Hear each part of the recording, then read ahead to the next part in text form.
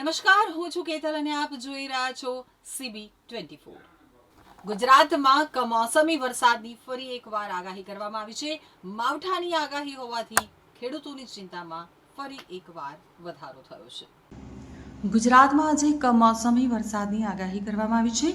માવઠાની આગાહી હોવાથી ખેડૂતોની ચિંતામાં વધારો થયો છે. આજે કેટલાક જિલ્લામાં વાદળછાયું વાતાવરણ રહેવાની આગાહી કરવામાં આવી છે, તો બીજી તરફ એપ્રિલ મહિનાની શરૂઆતમાં પણ માવઠાની આગાહી કરવામાં આવી છે. બીજી અને ત્રીજી એપ્રિલે કમોસમી વરસાદ થઈ શકે છે. વેસ્ટર્ન ડિસ્ટર્બન્સની અસરને કારણે રાજ્યમાં માવઠું થઈ શકે છે. બીજી તરફ હવામાન નિષ્ણાત અંબાલાલ પટેલે પણ કરા સાથે વરસાદ થવાની આગાહી કરી છે. તો હવામાન નિષ્ણાંત અંબાલાલ પટેલે કહ્યું હતું કે આજે બપોર બાદ અનેક વિસ્તારમાં વાતાવરણમાં પલટો આવશે. ઉત્તર મધ્ય ગુજરાત અને સૌરાષ્ટ્રમાં કરા પડી શકે છે. રાજ્યમાં 40 કિલોમીટરથી વધુ ગતિએ પવન ફૂંકાઈ શકે છે. ખેડૂતો માટે આગામી 10 દિવસ ચિંતાજનક છે. ત્રીજી એપ્રિલની આસપાસ વધુ એક પશ્ચિમી વિક્ષેપ આવશે, જેની અસર સમગ્ર રાજ્યમાં જોવા મળશે. આજે ઉત્તર ગુજરાતમાં ગાજવીજ સાથે વરસાદની આગાહી કરી છે. તો અંબાલાલ પટેલે કહ્યું હતું કે ઉત્તર અને મધ્ય ગુજરાત સહિત સૌરાષ્ટ્રમાં વરસાદ પડવાની શક્યતાઓ છે.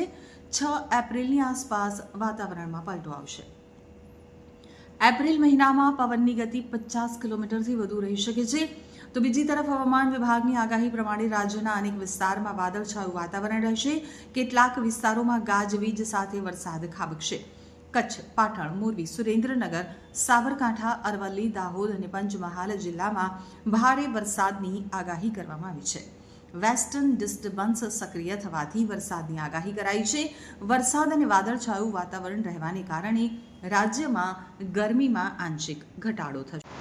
આગામી 20 દિવસ દેશ સહિત ગુજરાત માટે આકરા છે. લગભગ દેશના ઘણા ભાગોમાં તો વીજ પ્રપાત અને પવનનો તોફાનો 60 થી 70 કિલોમીટરની ગતિના ભૂભાગો પર થવાની શક્યતા રહે છે. જ્યારે આ મજબૂત પશ્ચિમ વિક્ષોભ દેશના ઉત્તરીય પર્વતીય પ્રદેશોમાં પણ આવવાની શક્યતા રહે છે. જેના કારણે ઉત્તર ભારતના હિમાલયના ટોચના ભાગો, પંજાબ, હરિયાણા, રાજસ્થાન, દિલ્હી કે રાજસ્થાનના ભાગો સુધીમાં તેની અસર થવાની શક્યતા રહે છે. સખ્ત પવન તેમજ કરા પડવા અને મેઘ ગર્જના થવી, ક્યાંક વીજ પ્રપાત થવો એ શક્યતા રહે છે. જોકે દેશના ઘણા ભાગોમાં તો વીજ પ્રપાતથી સાવધાન રહેવાનું પણ જે તે નિષ્ણાતોએ અથવા તો IMD આપી જાય છે, કદાચ જે થવાનું છે ત્યાં. પણ ગુજરાતમાં જોવા જઈએ તો ઉત્તર ગુજરાતના ભાગોમાં સખ્ત પવનના તોફાનો સાથે આ સિસ્ટમ, મજબૂત સિસ્ટમ આવી રહી છે.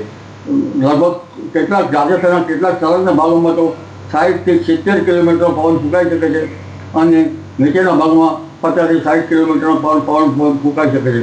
કાચા મકાનના સાપડા ઉડાડી દે તેવી આ પવનની ગતિ હશે.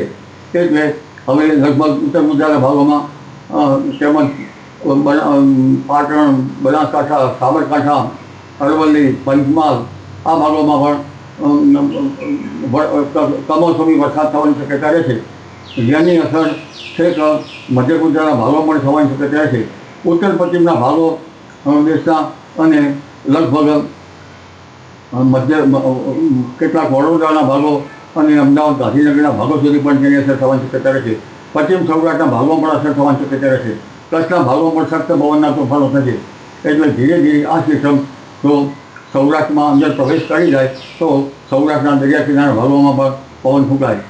આ સિસ્ટમની અસર છેક અરબ સાગરના ભેજ અને ઉપરથી સિસ્ટમ છેક કેરળ સુધીમાં એની અસર રહેશે.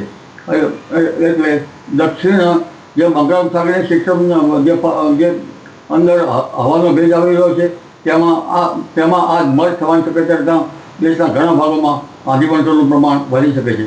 દેશના કેટલાક ભાગમાં તો લગભગ 60 થી 70 કિલોમીટરની ઝડપના પવન ફૂંકાશે અને દેશના કેટલાક ભાગમાં વીજ પ્રપાત થવાની શક્યતા રહે છે.